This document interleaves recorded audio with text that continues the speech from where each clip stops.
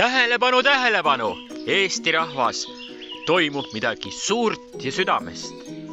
Plaan B suvepäevad kõigile huvilistele Tormas 5. juulil 2025. aastal.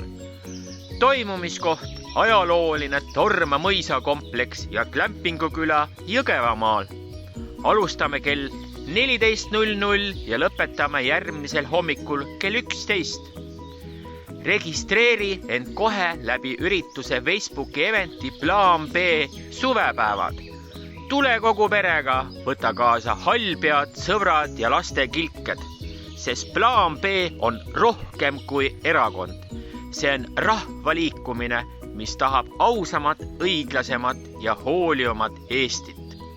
Avasõna annavad Andro Roos, Indrek Pähnapuu ja Enni Vaarman, inimesed Plaan B südamest.